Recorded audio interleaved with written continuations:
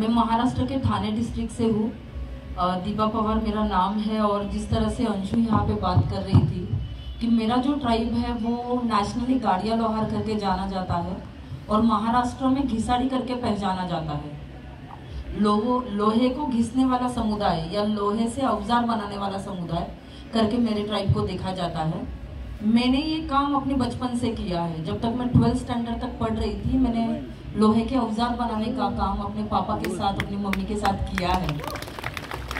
लेकिन शुरुआत में मुझे इसका डिसऑनर फील होता था क्योंकि हमारे आजू बाजू की जो परिस्थिति है वो हमें कई बार बताती है कि आप थोड़े अलग हो। आपका ब्यूटिफिकेशन जो है वो आग के साथ कैसे है, वो राख के साथ कैसे है, वो कोयले के साथ कैसे है, वो औजारों के साथ कैसे है। तो शुरुआत में मेरा जो एक जर्नी रहा वो काफ़ी स्ट्रगल का रहा। लेकिन जिस तरह से मैं आगे बढ़ी मुझे समझ में आया कि नोमैडिक डिनोटिफाइड ट्राइब की जो ये कलाएं हैं, ये ऑक्यूपेशन है, यही हमारी अस्मिता है, यही हमारी डिग्निटी है और ये हमें जिंदा रखने के कारण है। अगर ये कलाएं ना होती तो हम जिंदा ना रह पाते। तो आज मैं प्राउड से कह सकती हूँ कि मुझे बहुत ऑनर फील होता है कि मैं इस समुदाय से आई हूँ। दूसरा, एक हम हमेशा कहते हैं कि औरतों का कंट्रीब्यूशन है, औरतों का कंट्रीब्यूशन है, भाषाओं में है, कलाओं में है। लेकिन मैंने अपने आप को चैलेंज किया कि बस ये एक लाइन रिपीट करने से बेटर है कि क्यों ना हम औरतों का कंट्रीब्यूशन डॉक्यूमेंट करें और वो ऊपरी स्तर से ना करते हुए उनकी ही वॉइस से करें। तो मेरी जो बुक है मराठी में उसका नाम पोलादी बाया है, हिंदी में उसका ट्रांसलेशन फौलादी औरतें होता है। कई बार स्ट्रॉन्ग वीमेन को फौलादी औरतें कहा जाता है, लेकिन हमारी औरतें सच में फौलादी औरतें हैं क्योंकि फौलाद के साथ होती है, फौलाद जो है वो कंस्ट्रक्ट करती है।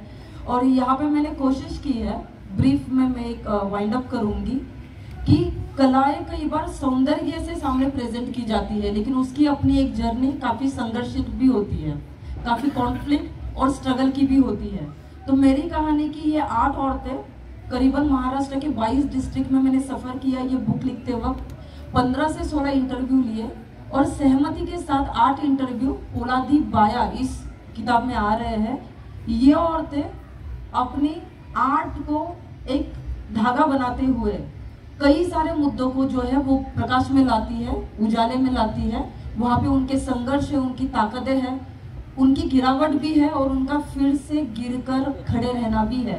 तो मैं उम्मीद करती हूँ कि ये किताब अभी मराठी में है, जल्द ही 1 से 1.5 महीने में ये अंग्रेजी में भी आएगी। मुझे बेहद खुशी हो रही है कि मैं मेरे आदिवासी समुदाय के बीच ये जो किताब है वो लॉन्च कर रही हूँ सबसे पहले। तो सबको जो है क्रांतिकारी जोहार। मैं बहुत खुश हूँ। जैसे ही वो अंग्रेजी में आएगी आप तक पहुँचाने की जिम्मेदारी मैं लूँगी। आपको अंग्रेजी भाषा की किताब आएगी, आप उसको ज़रूर पढ़िएगा। और ये अभियान को, ये बस एक डॉक्यूमेंटेशन नहीं है, ये हमारा आंदोलन है, ये अभियान है। उसके जर्नी में आप हमें सपोर्ट कीजिएगा। जय जोहार।